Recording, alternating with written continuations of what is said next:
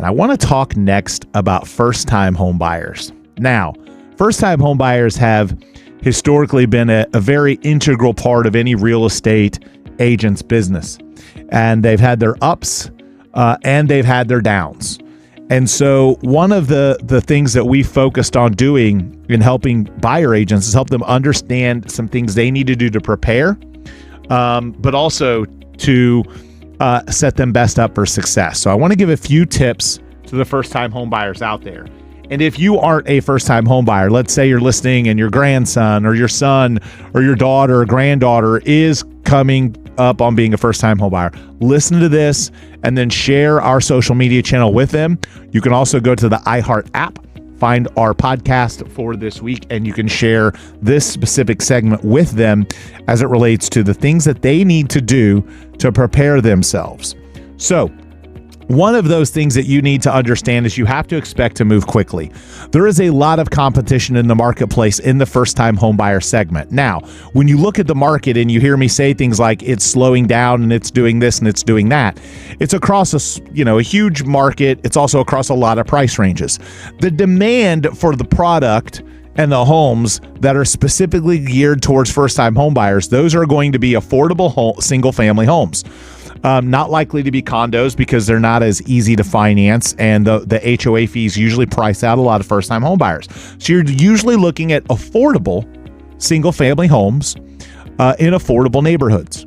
And there is a lot of competition for affordable single-family homes in good neighborhoods in Tampa Bay.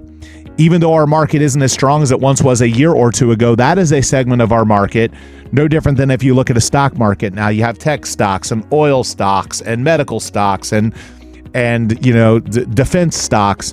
The segment of the real estate marketplace for first-time home buyers is still very healthy because you are going to compete with large institutional hedge funds that are looking to buy that product and turn it into rentals.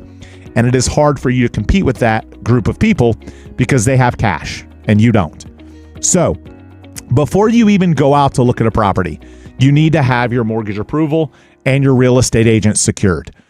Today, you're now more or less required to have a buyer broker agreement to look at homes that are not listed by that broker. So a buyer broker agreement allows you to have exclusivity and build a relationship with that agent. No different than, you hiring an attorney to represent you or you hiring a dedicated person to, a contractor to work on your home. This is a contractual agreement where you're retaining that person to work on your behalf. So you hire your real estate agent and you apply for mortgage approval. Way too many consumers don't know enough about their credit or how their income is reported on their taxes to understand how much they can or cannot qualify for. We see it happen all the time where a first-time home buyer goes out, thinks they can qualify, and then finds out they can't after they've fallen in love with their dream home, or finds out that it's going to take them a week to put together a bunch of information and they've got to get some forms and send some documents, and then by then the home that they walked through and fell in love with sells to somebody else. Okay. You have to have all your ducks in a row. You have to have your approval ahead of time. You have to be so prepared to act quickly if you're going to beat Wall Street, because that's who you're competing with. You're competing with billions of dollars in hedge funds that are ready to go, that are firing off offers the instant a property hits MLS, and you are behind them. You don't have the leverage and scale to make offers as quickly as they do, and their terms are hard to beat. So if you're going to be a first-time home buyer and win today, you need to have an agent already, and you need to be prepared. And you can't be, in my opinion, you can't jump from listing to listing trying to work with the listing agent when you're competing with Wall Street. You don't have the scale. You're going to lose over and over and over again. The second thing is set a realistic budget. Expect to offer over the asking price. Again, you're competing with Wall Street hedge funds that have billions of dollars that 5 or 10 grand over asking may not mean much to them. It may mean a lot to you. You have to be prepared to be very competitive, offer very aggressively, have your agent in place, have your approval in place.